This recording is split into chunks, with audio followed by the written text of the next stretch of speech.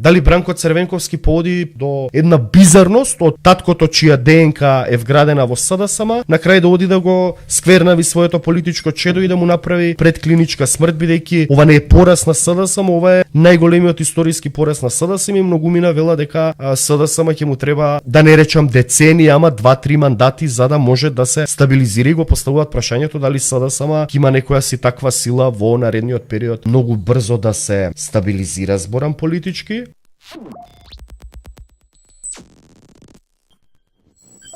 Дел каде што нели евидентно е дека беше казнето СДСМ.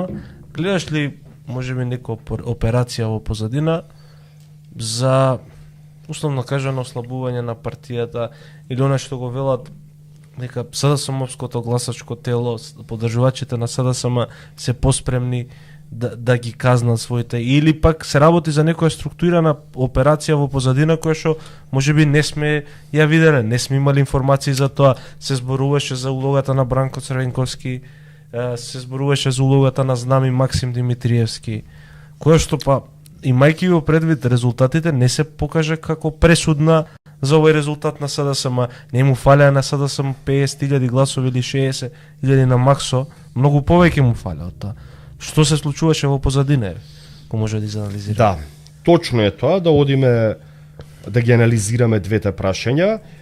Првото прашање дали имала некоја специјална операција, ако одиме во теорија на заговор, од тие шпекулации кои јас ги имам, да речем, и како информација од луѓе кои биле директни учесници во политиката, велат дека Бранко Црвенковски од позиција на неприкосновен лидер на СДСМ и папа, како што беше своевремено, а од позиција на претседател на државата, директно учествува во формирањето на НСДП на Тито Петковски 2005 година, за да направи таква операција со гласовите на НСДП, одземени од контото на СДСМ, Владо Бучковски да ги изгуби изборите, и потоа да биде сменет на Конгресот на СДСМ, како што се случи. Сега многу ми навелат зашто тоа би го направил Бранко, да работи против својата политичка партија и да го донесе условно кажано ВМРО-ДП на Никола Груевски, и многу ми навелат, многу е просто, Бранко Црвенковски многу го има политички подценето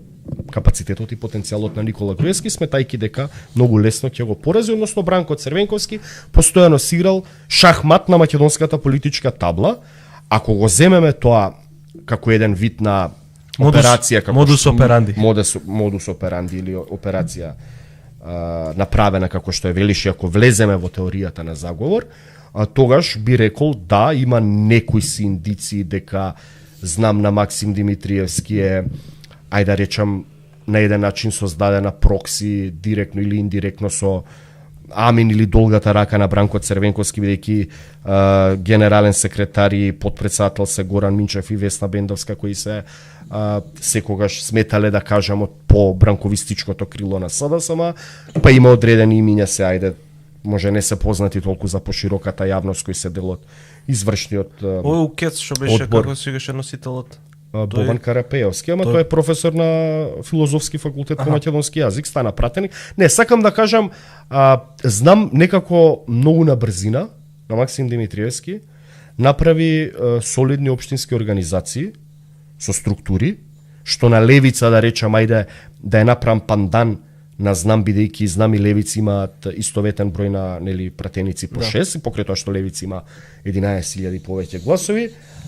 Тоа на Знам успеа да направи таков резултат преточен во пратеници за 7-8 месеци од формирањето, а левица тие структури, да речем, како политичка партија ги гради на назад 6-7 години. Затоа велам, кога ќе видите, ако сте склон кон теорија на заговор или не верувате, ајде да кажам, во случајности во македонската политика, и јас сум таков, да мислиме дека све тоа нешто случајно се реализирало, секогаш има некој што од позадина така ги влече конците. Дали може да биде тоа некоја си операција совршено изведена и вие да мислите дека не знам така ќе направите. Тоа се 50.000 гласови, за тоа зборим. Не, апсолутно дека тие гласови не беа клучни за поразот на СДСМ.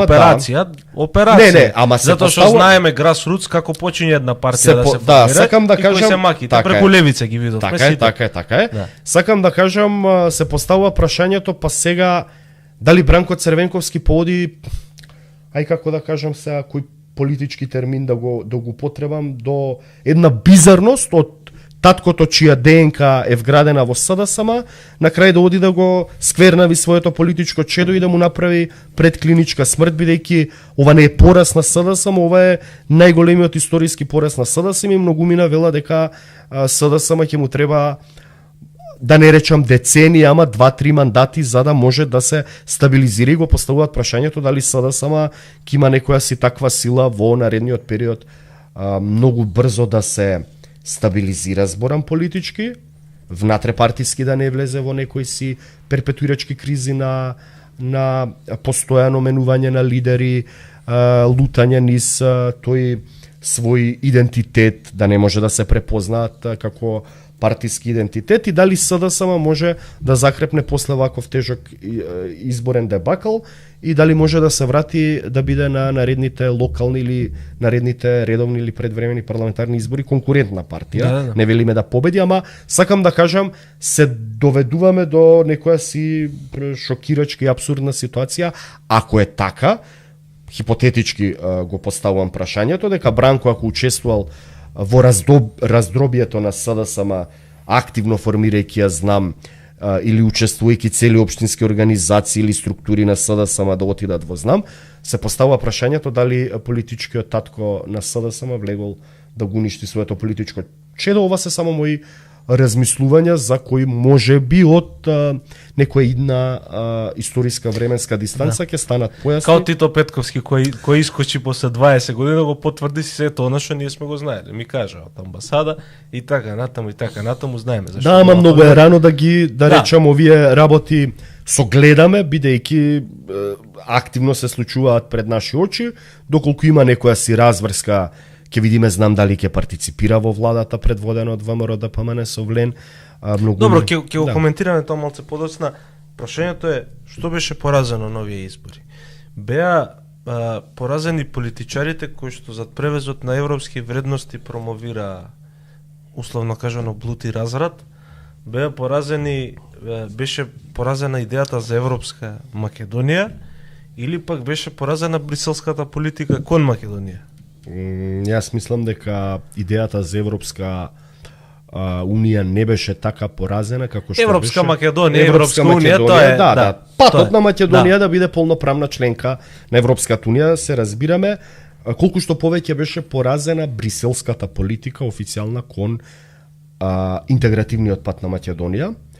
Односно, СДСМ веројатно тоа беше една од клучните и кардинални грешки, каде што постојано со глава во зид одеа кон тој пат, нема откажување од иднината, или промовирајќи го францускиот предлог, каде што огромно мнозинство од граѓаните, јас постојано тоа го зборам и на дебати, мислам дека и СДСМ како политичка партија е пуштена низ вода, што се вели од самата Европска Унија. Вие да дојдете на власт во 2017-та, после таков турнус од протести, од шарена револуција, да изгубите избори, да речам со еден директен политички инженеринг ВМРО ДПМН да биде исфрлена од власта, каде што ни еден албански политички партнер да не сме да направи влада со ВМРО ДПМН, да направите влада, да го избуткате процесот на Преспанскиот договор, да имате поддршка од меѓународната заедница, да ви дојде Ангела Меркел, Тереза Меј. Јас постојано велам, најмокната политичарка во Европа дојде пред гласањето на референдумот на 30 септември, има пати порака од Скопје, од официјално Скопје на македонските граѓани. После 27 години прифатете го Преспанскиот договор, веднаш влегувате во НАТО и ќе ги почнете преговорите со Европската Унија. И за волја на вистината референдумот не беше успешен, немаше цензус, ама околу 620.000 граѓани гласа за. Тоа е болка на македонците, малце не може да си го признаат тоа, дека некаде околу 400.000 наши сограѓани етнички македонци гласа за промена на името. Сакам да кажам, тој референдум го бойкотира. Слушаме, Милош, поентата ми е дека имаше 400.000 луѓе, ако се етнички македонци, гласале дури за еден таков преспански договор, значи тоа не е гласачко тело на СДСМ. Така е.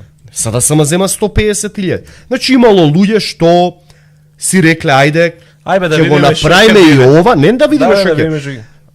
се изнемоштувавме, измачувавме скоро 3 децении со Грција, еве овие дојдоа, ги притисна условно кажано и грците и Ципрас да се беше незамисливо дека од двете страни на границата ќе се најдат политички премиери, политички естаблишмент кој може да потпише било каков договор. Бидејќи во Грција еве нова демократија на власт, постојано вели дека не го прифаќала тој договор. И на власт ради тој договор. Така е. Точно се сменија двете левици и во Македонија и во Грција и дојдоа десниците, бидејќи беа противници на тој договор и тоа гласачко тело и на десницата во Грција и во Македонија апсолутно е многу чувствително према прашањето зимата. Сакам да кажам, после такво убедување од Европската Унија, вие да добиете вето од Франција во 2019-та, па потоа Франција да ме го трга ветото, па да добиете вето од Бугарија и све тоа што следеше понатаму до францускиот предлог, да не се преповторуваме, тоа е апсолутно пуштање низ вода на самата Европска Унија, на власта тогашна во Македонија, тоа е СДСМ, која па упорно одеше со глава во зид, нема откажување од иднината. И мислам дека тука граѓаните, јас многу познавам такви, што веќе беа максимално гневни на самата Европска Унија и вика, чекајте, значи вие ни ветивте да го смениме уставното име, што за мене е 10 пати поголема болка што велиш ти, или потежок проблем, полошо решение од прифаќање на тој француски предлог, бидејќи таму станува збор, не знам, за 3504 бугари, ваму станува збор за менување на уставно име за севкупну потреба, и каде што тоа на таков начин, со гласање во парламентот, знаеме како со тие 8 пратеници се изведе уставните измени за прифаќање на Преспанскиот договор. После сето тоа од Европската Унија, ладнокрвно да ви велате, па се имате проблем со Бугарија, па ајде во духот на добрососедските односи како еден од кластерите да го решите, и веќе тука луѓево им стана угавна и самата таа Европска Унија, затоа тој евроскептицизам во последниве години е дојден на историски најниски гранки. Значи, ако некогаш Македонија и со проблемот со името со Грција имала поддршка на граѓаните од 85 на 90% поддршка за влез во Европската Унија, сега е таа симната на 60 и не знам ти колку, и тоа благодарение што паритетно во тие истражувања албанците, да речам, се 100% за членство на Македонија во Европската Унија, ама ако веќе ги разграничиме етничките македонци, прашање дали повеќе од 50, само ако ги ставиме во контекст за Европската Унија. Имаше нека анкета последна, некаде околу 65% од граѓаните, било и повисоко. Од граѓаните зборам. Да, општо. Тоа е благодарение 65 заради учеството на албанците во таа анкета. Да, и на веројатно други малцинства. И на други малцинства. Затоа велам, ако е само македонското етничко гласачко тело врз база на таа политика на Европската Унија, прашање дали би надминало и над 50. Ама имаше еден феномен друг. Значи не во ситуацијава нема да се согласам со Благоевич од проста причина што не мислам дека Европската Унија и евроинтеграциите се причина зашто да се имаше толку слаб резултат. Дел, не кажав цело. Значи пре би кажал дека начинот на кој што работеше Дуи, начинот на кој што Дуи ја превзема го превзема приматот во владата, ја истисна СДСМ од одлучувачките процеси.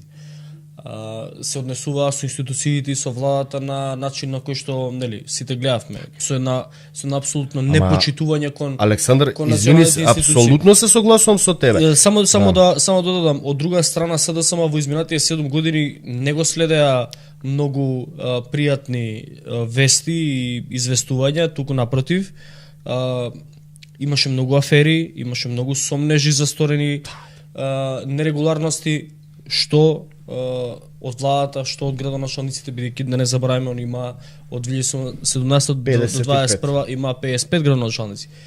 Значи, мислам дека се работи за едно преструктурирање прво во СДСМ, она метла која што не заигра до крај, а која што беше во тој момент неопходна во СДСМ, беа поставени луѓе кои што нема, да речем, некоја близина со членството, не потекнува од или не беа природно, условно кажано ставени на функции, ставени на одговорни позиции, туку беа луѓе кои што биле блиски на едниот, на другиот, на третиот од раководството, и мислам дека тоа многу луѓе од СДСМ одврати. Од друга страна, голем дел од шарената револуција која што ја поддржуваше СДСМ апсолутно не дадоа подршка овој пат за СДСМ поради ситуацијата во судството. И мислам дека тоа се генерално проблемите. Не би рекол дека Европската унија толку многу е или евроатлантските интеграции се проблем. Да, проблем е насилството кој што се случуваше за референдумот, неуспешен референдум, да, тоа е проблем. Тоа не е проблем на НАТО, тоа е проблем на начинот на владење. Јас апсолутно се согласувам со ова што го викаш, зашто јас велам дека СДСМ имаше единствен наратив. Нема откажување од иднината, францускиот предлог е добар, ќе станеме членка на Европската унија во 2030. А сето ова ти што го наведе, само извини. Само имаше единствен наратив, тоа е проблем на нивните стратегии. Тоа сакам да ти кажам, сето ова ти што го наведе беше владење практично на СДСМ на терен, а тие вербално кажуваат дека се политичка партија што единствено Македонија ќе влезе во Европската унија. Ова што јас е де факто не е ова владењето на СДСМ на терен. Владењето на СДСМ на терен е и 2,6 милиарди евра вратени назад во стопанство. Намалена невработеност, зголемени плати, зголемени пензии, што имаше таму друго, намалени трошоци за здравство, за Диреков ми рече, имаат инвестиции во патна инфраструктура, имаат инвестиции во друга инфраструктура, имаат инвестиции во енергетика и така натаму, отворија брана. Да. Сега гледај. Зошто тоа да речеме не беше воопшто верифицирано? И ова е дел од владењето на СДСМ. Така е. А зошто тоа него воопшто они претворија не знае да практицира власт. Прво, значи не знае ни да комуницира со власт, значи, со јавност. Прво не знаат да практицираат власт. Они доаѓаат на власт, тераат проекти и не знаат да го искомуницираат во јавност. Не знаат да Они Бехтел и Енка како проект така е. Го дозволија наративот во јавноста да биде најкриминален проект. Да беше ВМРО ДПМН, нивните стратези, Бехтел и Енка ќе беше најпозитивната инвестиција бидејќи станува збор. Да не забораваме уште една работа. Во време на СДСМ се случи ковид кризата. Имаше војната во Украина и енергетската и економска криза. Така е. Тоа се последователни кризи. Сега, во такви услови СДСМ објективно таа влада немаше некои резултати што беа катастрофални. Воопшто не. Особено во сферата на справување. Но, они не знаат како тоа власта треба да се практицира. Ќе им покаже сега ВМРО ДПМН. Така е. ВМРО ДПМН сега ќе им покаже како се практицира власт и како се комуницира јавност и како се одржува еден континуитет. Има со сите и како се почитува политичка партија, членство, инфраструктура, тркачи на терен и така натаму. Ова што го велиш, апсолутно се согласувам. И има една работа со, ајде да кажам... Они идеа, Владиш, извини што добавам се узбор. Они идеа со приказката, ние сме блиски со Александар Сорос, блиски сме со Бајден, блиски сме со Блинкен, блиски сме со овој, ама тоа поединци беа блиски. Они идеа прво на приказната дека меѓународната заедница, чадорот, или меѓународниот фактор, секогаш ќе стои позади нив политички, бидејќи тие се политичката партија која градае наратив дека само таа не тера со 200 километри напред на кај Брисел, дека ВМРО ДПМН е антизападна, антиевропска, проруска, не знам, проорбан, и тоа беше наративот кој портпаролот на СДСМ, па и сите тие од СДСМ пратеници кои излегуваа по телевизиите, постојано антизападниот Мицкоски. Сега кога ќе влезете во таков филм, дека колку и да немате поддршка од јавноста, ама позади вас стои меѓународната заедница и дека само тоа е доволно да останете на власт, ќе завршите така како што ќе завршите на 8 миле. И втора работа, со одредени, ајде да речам и професори и аналитичари што сум дискутирал, сега може секакво мислење да имаме за СДСМ, ама на Репортери без граници, слободата на медиумите искача на Македонија да биде на 36-то место во светско ниво и да е пред една Словенија, што е сметаме демократија во апсолутни бројки. И сега и многу самовци ми викаат, значи ние никогаш не сме вршеле притисок врз медиум. МРТВ апсолутно немаше уредувачка политика СДСМ да како на власт. Секогаш владеачката партија ставала МРТВ, што е за мене многу жално, за држава која претендира, само извини, да ја завршам мислат. Значи, многу жално, да велиш дека сакаш да станеш во Европска унија членка, дека ќе исполнуваш европски критериуми, говорам тука за наративот на сите политички партии. Во изминативе 34 години, која политичка партија од времето на Бранко Црвенковски дојде на власт, поставува свој условно кажано партиско-политички профил за директор на МРТВ и потоа МРТВ станува провладина телевизија. Во времето на СДСМ, МРТВ дури беше и критичар на СДСМ. Ме разбирате? И сега сакам да кажам, многу ми на мене ми велат, значи ние никогаш не извршивме некаков си притисок врз медиумите и на крај вика секој некој по нас фрлаше дрва и камења и го добивме тој катастрофален резултат. Не е дека не вршеле притисок или не знам што правеле. Значи СДСМ се мрзлива политичка партија. Салонска елита. Значи да се разберем. Добро, тоа им е дел од менталитетот на политичката Они се култура. мрзлива политичка партија, тие не работат. Тие не знаат и опозиција да терат кој што треба. Реално да правиме. Отпорот на СДСМ, кој што беше нели, кој беше Бранко Црвенковски така натаму. Отпорот на СДСМ беше во оној момент кога меѓународната заедница имаше потреба малку да го разниша, да разниша владата на Груевски. Па помага, нели, испраќа експерти, па им организира протести, им организира сценарии и така натаму и така натаму. Се додека меѓународната не дојде со снимки, после 11 години, И пари. ви снимки, пари, луѓе, ова, дајте. Целата логистика на меѓународната СДСМ заедница. генерално не функционира. Ги учеа како да протестираат. СДСМ генерално функционира салонски или административно. Тие знаат документација, знаат имаат институционална меморија, тоа е фактичка состојба, тие знаат. Да, ама Тоа да,